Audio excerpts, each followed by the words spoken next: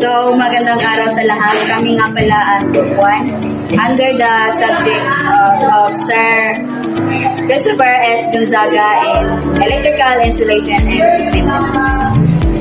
Magandang araw sa lahat. So ngayon, tuturuan namin kayo paano mag-install ng PGM system.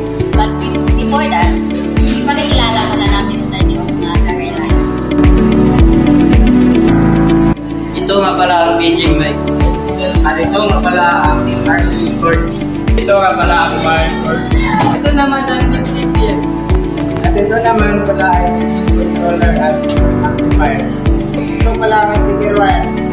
So, ngayon, iko-connect na natin ang paging wire sa paging mic. And then, from paging mic to paging controller. So, ilalagay natin sa mic 1. At i-connect muna natin ang RCA cord sa PJ controller. So, ito ay para sa cellphone at ito ay para sa speaker. So, i-connect muna natin.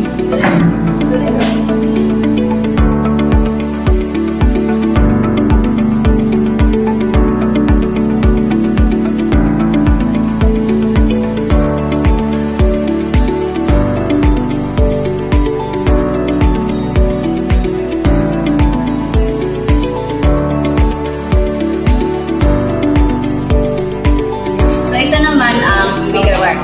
Ang itim ay negative at yung pula naman ay positive. So ngayon, i-connect na natin. So makasabi ko lang kanina, yung pula ay positive at yung itim ay negative. So connect na natin. At ito naman.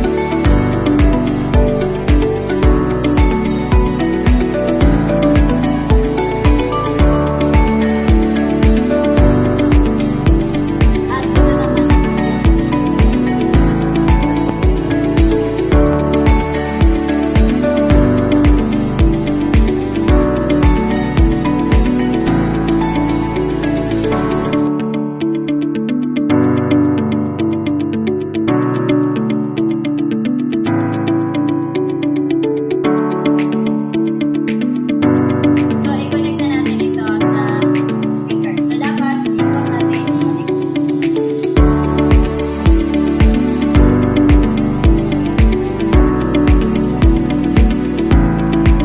Ayun, ina-try natin ang DJ mic.